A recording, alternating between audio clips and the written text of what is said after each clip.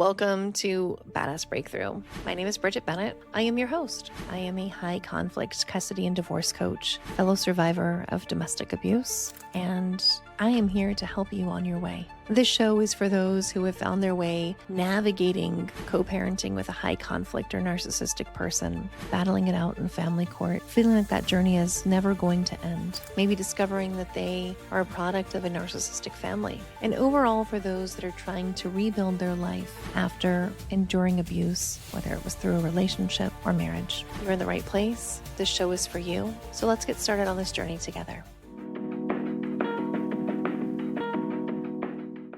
Good morning. Good morning to all of you. I hope that you are well.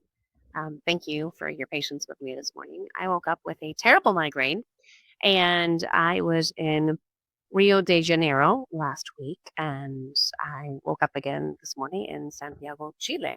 So it is good to be back.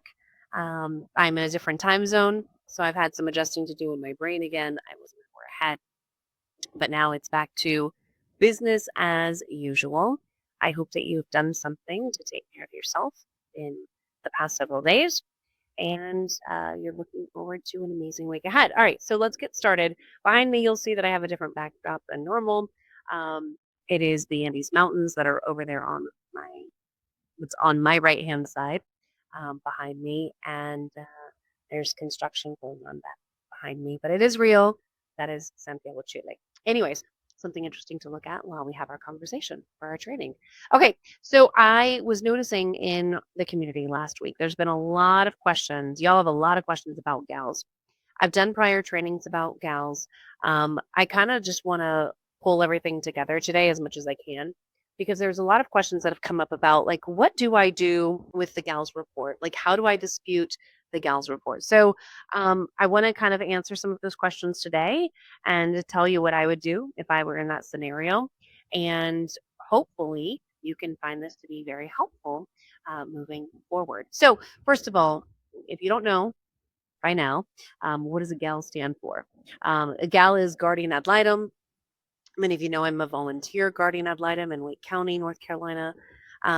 Their job of a GAL is to represent the best interest of the child, not you, not your ex, but the child, right? So the conversations that you have with them, they want to make sure that they are related to the child, right?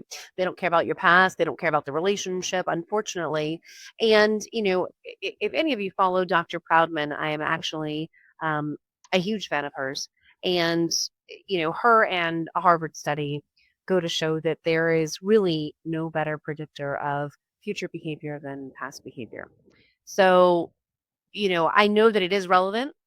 I know that for someone to have ongoing custody into the future of a child, especially when they're asking for, 50-50, it is important to us, to understand how it was that they treated us. But I can apply that in a different way because it's something that, the family court system doesn't understand. So I'm going to equip you, during our trainings with the skills to understand how we can kind of put that to the side, give our ex rope, and then give the court new evidence to show that their behavior is not in the best interest of the kid.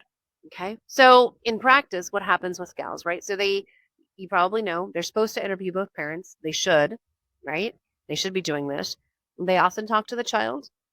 They're supposed to talk to teachers, right? They're supposed to get like collateral information. So teachers, therapists, other family members, caregivers, daycare providers. They review documents. This is, again, not a time for you to inundate them with a bunch of information that is not related to what has been happening with the kid. Okay. They observe. They're supposed to write a report, make recommendations to the court, right? Now, a gal's recommendation is not binding. Okay.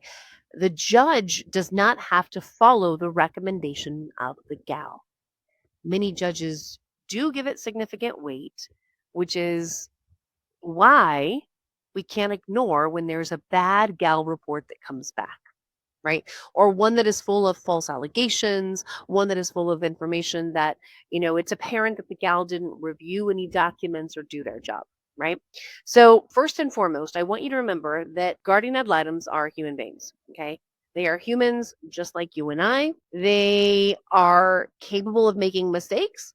they're capable of making good decisions, right? And again, I'm going to implement the same information that I've shared with you before, is if you were handed on your desk hundreds of pages of documents to review, would you do it? Okay, so same rule applies to a gal, same rule applies to your attorney, same rule applies to a judge, right? And obviously, when gals get it wrong, it really impacts protective parents, such as yourselves.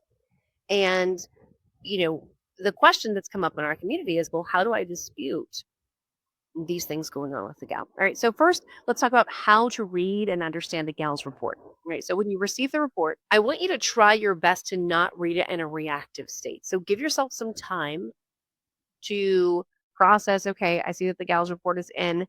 Can I regulate myself first before I sit down and start going through this, right? That is important. If you can do that first, then you're already going to feel like you're in a better spot, okay? Now, I want you to read the report once all the way through. Before you start losing your mind, I want you to read the report, okay? Do not mark anything. Get a full picture of what it is that the gal wrote in that report. Then I want you to go through and read it for a second time. And I'm a big fan of Post-it notes, tabs, highlighters even. Okay, so let's use something that you probably all have at your house, which is highlighters. Okay, make sure you make a second copy of this. It has been emailed to you. Print up 2 copies, okay? The one that you're going to be working on is your copy for you, all right? So pick one color, all right? Get 3 different highlighters together. Pick one color, okay? I want you to pick one color and designate it. Create a key for yourself. Okay. Color number 1 is going to be factual errors. Are there things that are provably wrong in this report? Are there wrong dates, wrong names, events that never happened the way they are described in the report? Write it down. Okay. Highlight it. We're just going through, right? We're just going through right now with the highlighter. The second thing I want you to do is get color number 2. Okay. That is going to be designated for missing info. Are there things that the gal did not include that directly contradict their conclusion? Right? So evidence that they maybe had access to, maybe you provided documents, you provided their report cards, for example, and they're saying that the child is always truant, and that's not true. You have a perfect attendance child, okay? So did they not reference maybe certain evidence? What is the information that is missing? Witnesses that they did not interview, they did not speak to. Is that missing? Did you provide the information and that's missing? Now, if you provided them 100 witnesses, they're not going to talk to 100 people. If you provided them 10 solid witnesses, for example, that's more manageable. Okay. The third color is designated for opinion stated as fact. Okay, now be careful with this one because this one happens often. Many people, even your toxic ex, right? A narcissistic ex speaks opinions as facts consistently. Okay, so conclusions that are not supported by the evidence in the report itself, it's opinion stated as fact, right? Are there characterizations of you or your parenting that have no documented basis? Okay, so let's run through those 3 colors again for highlighting purposes. So color number 1, right? Make that the color, designate it, create your key at the top. This is for factual errors. Put the color right next to it, factual errors. Color number 2, okay? Missing information. Again, at the top, we're creating a key so our brain, our traumatized brain, can remember what all of these things stand for. You're not going to remember later if it was pink, yellow, or green and what that was for. Okay, that's why we're creating the key. What is the missing information? Color number 3 at the top, again, color, little dash, opinion stated as fact. And you're going to go through, right? These 3 categories are your rebuttal to the gal's report. So pay close attention to who the gal spoke to and who they did not speak to, right? If they interviewed your ex's mother, but not your child's therapist, that is a gap that you need to make well known in a response. Okay? I know most of you are like, well, isn't that my attorney's job? Yes, but who knows your case better than anyone else? You do. You do. Okay. So do this work to help give things to your attorney, make it easier, right? It is going to save you a lot of money. Just because you have an attorney does not mean that you don't have to put any work in. Quite the contrary. Okay. All right. Point number 3. There's some likely scenarios that you're facing with the gal, right? So I'm going to go through a few different scenarios, A, B, and C, of what I come across most often. Okay. So scenario A, the gal is recommended custody to the abusive parent. Okay. This happens a lot, more than it should. It is very devastating. Again, it is based off of largely the fact that we have law professionals, legal professionals in the family court system that are not trauma informed. They do not understand coercive control. Okay. The question is always, why does this happen? What did the gal see, hear, or conclude that led them to get to this decision? Okay. Now go back to your 3 categories. Is the recommendation that the gal is provided based on factual errors? On information your ex provided that you can maybe contradict with documentation? Did your ex provide some bogus info and you're like, that's not true? Actually, that's not what happened at all. Is this based off of a narrative that the gal accepted without any kind of verification, any kind of evidence to support it?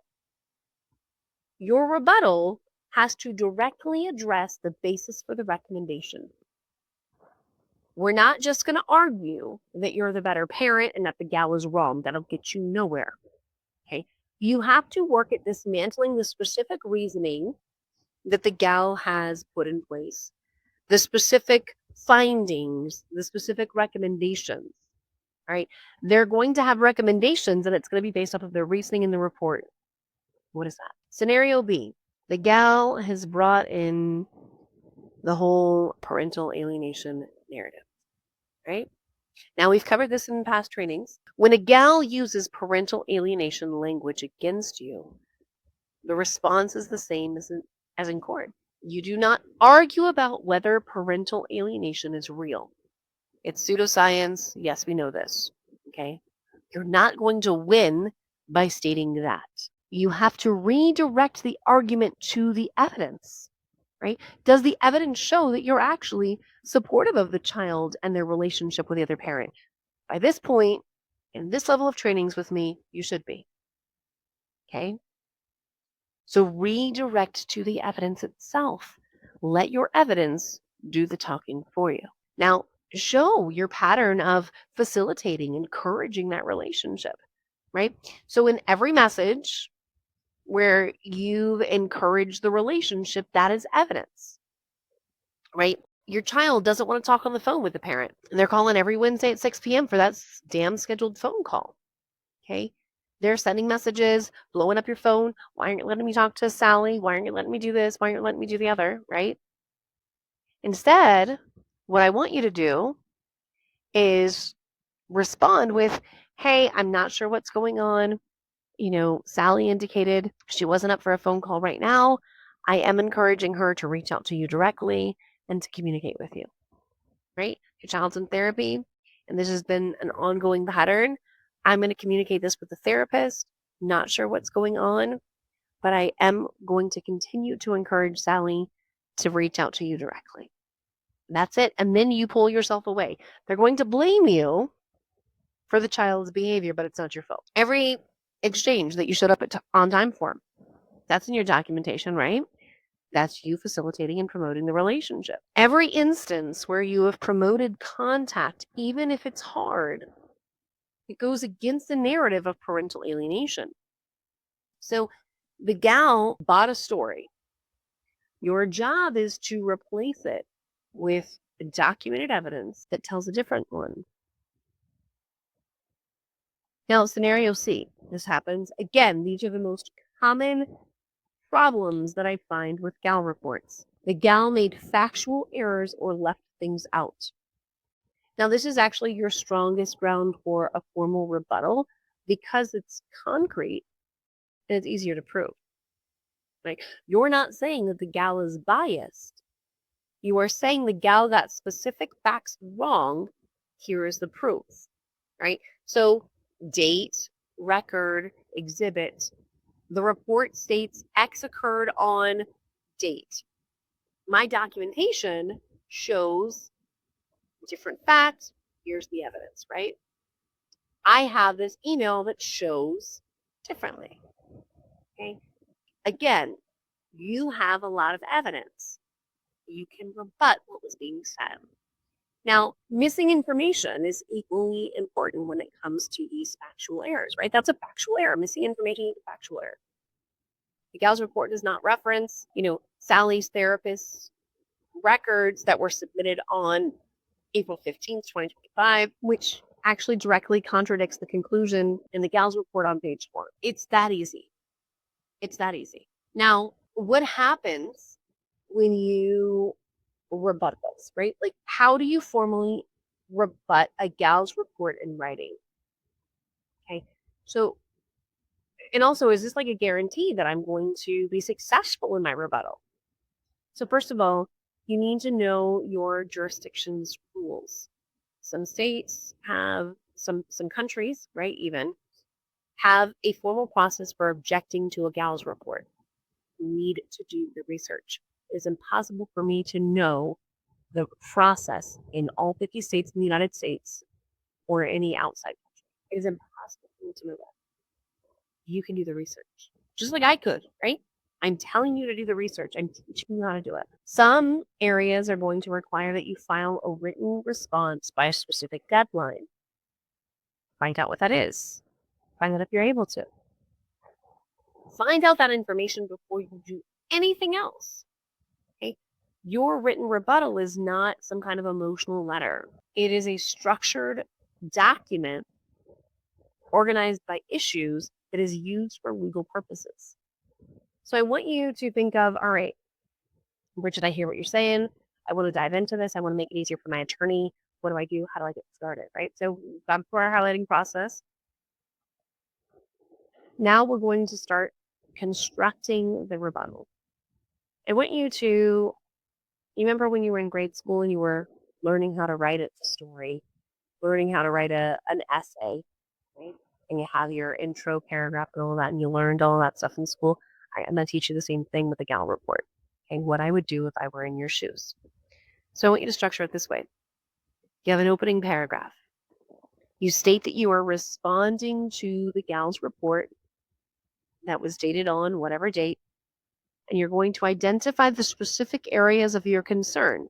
You're going to go back to those 3 areas that we had highlighted. We're going to go through section by section, and you're going to address the errors, the omissions, the unsupported conclusion with specific counter information and referencing your evidence. Okay? You don't need to pull hundreds of examples. You need to pull good examples. We're going to close it. You're going to end your rebuttal with what you're asking the court to do. Give the gal's recommendation less weight. Order additional investigation. Order that the gal share all of the documents that were reviewed, all of the gal's notes, right? Allow you to present contradicting evidence at the hearing. This is not what you want to do.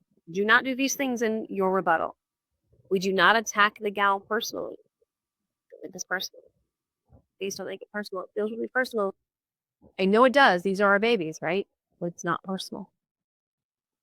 You're going to attack the findings, not the person. Key difference. Do not include any kind of emotional language.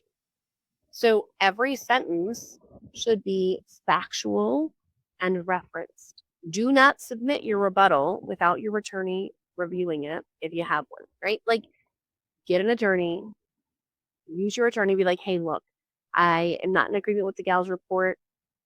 I know we had a conversation about this. However, here's the information, right? Like, I really want us to do something to kind of contradict what the gal has said. If you are pro se, the rebuttal still follows the same structure that I just went over, right? You're always going to be very clean, factual. You're going to have things organized by issue. You're not going to have it in a mumbo jumbo. Okay. This is, again, think of how when you read a book, every chapter that continues from chapter 1 is built off of chapter 1, right? Like the story keeps building. You are building things in. You're not going to add something from chapter 5 in chapter 2, right? Your final chapter, your final paragraph is going to tie in all of the issues that we've already brought forward. You are very capable of doing this. It just requires discipline. And you are capable of that too. I know that it feels very overwhelming when I review some of these things, but I want you to think of it this way. How do I eat an elephant? It's one bite at a time, right? I'm going to do one thing at a time. All right, Bridget mentioned using 3 colors to highlight things in this report. All right, you know what? Let me just do color number 1 first. Let me go through that first. And I'm going to set it aside. I'm going to walk away. I'm going to go outside. I'm going to do something different. All right, when I feel a little bit better, more regulated, to come back, I'm going to do color number 2. Same process. Chunk away at this. Things feel overwhelming, but when we learn how to break it down, it's less so. Now, how can attorneys cross-examine gals at a hearing? Now, I'm not an attorney. This is not legal advice, but I do know what I've seen based off of my experience, so I can share that information with you. Now, in most jurisdictions, you can request that the gal be available for testimony at your hearing and for cross-examination, right? If that is an option, use it. Cross-examination of anyone, including a gal, is not a fight. It is a series of precise questions designed to expose gaps in their investigation and the limits on their conclusion, and ultimately it attacks their credibility, right? Again, you have to remember, these judges know the gals. They work with the gals all the time. That's why they are more likely to give those reports weight. You know, what are we going for in any kind of cross-examination? So we're trying to establish the limits on their investigation. How many times did they meet with each parent? How long were the sessions? Did they review your documentation? Did they speak to so-and-so? We're going to kind of go through missing information with them. Were you aware of a specific incident? Did you review this document? Did you speak with the child's therapist? Whatever the response is becomes part of your record. Now, in some jurisdictions, there's going to be a transcript, right? There's going to be a court reporter present, and they're going to be transcribing what is going on. Or there's an audio recording that's happening in the background. The clerks are kind of responsible for that, and it is keeping track of what is being said, right? You can get the official court transcript through them. Now, if you are in jurisdictions in many parts and places of California, you actually have to pay for your own court reporter to be in the courtroom. So look up this information before you go to court, before your very first hearing, if you're not at that stage yet, so you know what the process is. Having a transcript of the hearing is important, especially in the event that you need to file an appeal. So we're not arguing with the gal. Okay, we are asking specific questions. You are not going to sit there and tell the court that the gal is wrong. You are letting the gal's own answers show the court where the investigation may have fallen short. Okay, so keep your answers short. Like 1 fact per question here. Don't ask a question that you already know the answer to. If you have an attorney, they can handle this cross-examination, right? These are things for you to be aware of. Now, what do we do right now if you have a gal that's active in your case?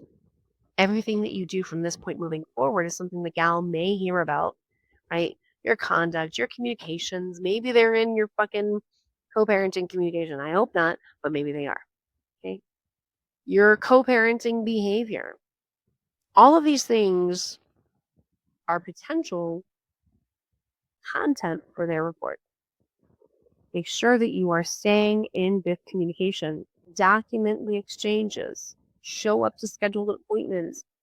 Be at the exchanges on time. Be calm. Do not react. Right? Provide your gal with organized documentation. Can you simplify it? Do not dump everything on them. Get packets whether it's specifically put about. Here's what happened. Here's the evidence. Here's the order section that it relates to. They're even more simple. Here's what happened. Here's the evidence. Here's a copy of article. Okay. Follow up in writing after the gal meetings with them have. Right?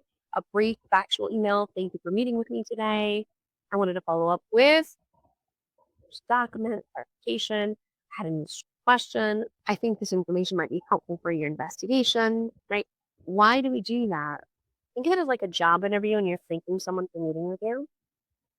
It also helps to create a paper trail for you for your cooperation with the town and also trying to get as much information on the record as possible. That's important if you need to get to a place of disputing work. Right? So if the gal is not responding to you, they're not reviewing your documents, they're clearly showing bias, track that pattern. Write it down. Date, time, work you submitted, therapy lessons, whether it was acknowledged. They send just a quick email back that it received. That is information that can be helpful to then later have. Right? So a bad gal before, it might feel like you want to be a case. And in many cases, it gets to that point, right? Because also you have attorneys that are not, they're like not fighting for you and they're just really flabbergasted with the result. Now, I've had a client out in California. The gal was like completely against mom. And, mom is at this point, it's like, I met with her. I've met with her many times. And mom's like, I spent a lot of money, on a lot of things. And I am more than happy to, see the children on so many days. And if dad wants to be out of the year, try. That's fine, right? Like, there's also nothing wrong with her response, right? It's not that she's a bad mother. Is that true? No, she's not a bad mother. She's a wonderful mother. She's caring, loving, compassionate, stable mother. What has she done? Well, her attorney's obviously going to dispute what the gal has said, but she's learned to let go of things, right? I think we all get to a point where we have to ask ourselves questions of what happens if I let this result stay for 6 months, 12 months? Will that be something that can help me in court later? Absolutely. Read your reports. It's each of them. Go through. If you need to go back and listen to the first half of this training, please do so. You should not be sending no response to your attorney the same day we get the report. What you cannot do is ignore the report overall, right? You cannot react to it emotionally. And you also cannot assume that the judge is going to just see through it without you helping them get it. Now, I know many of you have things going on this week, right? And you military pre-trial coming up. You are navigating this situation without a final attorney, right? I want you to take this training and sit with it. Apply it to your situation. Everyone else in here who is, staring down a gal's recommendation doesn't, they know that it's not reflecting on truth, your situation. I want you to know, this happens to thousands and thousands of protected parents every single day. You are not powerless. You are not alone. I think when we start to apply new strategies to things, implementing things that we know in the back of our mind we can do, right? Like, think of looking at A gal's report is if any of you were in debate club, right? My daughter was in debate club for a while. She was a president. She's going to be a great attorney. She wants to be an attorney. I've tried to discourage her, right? But anyways, kids listen to their parents. Not often, not when they're young adults. Anyway, she would go through things and she would attack it a little at a time, right? So she would think of the topic that they were going to be debating, get her facts together to present it, and go through things that way. Taking notes, either in her brain or writing them down quickly as the debate was going on. Right? Did she win every debate? No, but a good chunk of them she did. When she didn't win something, she learned a lesson. Now, everything that you are encountering is to help you learn. I'm not a religious person, but this is not you being tested. This is not because, only bad things happen to you. No, that's very much a victim mentality, and you are not a victim any longer, right? Did something terrible happen to you? Yes. Have you lived through terrible things? Yes. Did you face a tremendous amount of injustice and this uphill battle in these custody situations? Yes. But it doesn't mean that we give up. And it doesn't mean that it's the end of the world. It does not mean they're winning. We can let them think we are for a short time. I'm giving them that rope. If there's a shitty gal report that gives them majority custody, gives them 50-50, and it's not in the best interest of the child, but that is what's going to be implemented, it's not the end of your case. Go back. File an application. But you need to wait. Again, jurisdictional thing here. Some places require that you're not able to go back to court for at least 2 years from the last order. There is no requisite intent, right? So 6 months, 12 months. I encourage you to wait 12 months if you can to get you more documented information. It shows you more of a pattern of behavior. I hope that you have found this training helpful. I hope that you found this conversation helpful and you can immediately implement it. I could sit here and chat off your ears for an hour, but I want to give you bite-sized, consumable things that you can listen to quickly. You can take some notes. You can go back and watch. Let me know what other questions you might have. Drop them here. And I will see you all again next week. Take care. If today's episode resonated with you, make sure you share it with someone who needs it. You can find me on all platforms as Coach Bridget B, or at my website, breakingbadasscoaching.com. If you are ready to work more with me in a session, check out some of my guides, learn how to master your documentation, or join my exclusive community, you can do that through the link that'll be in the show notes. I want you to remember, you have survived this far. You've made it through this episode, and you continue to show up. You're going to continue to survive, and I will see you in the next episode.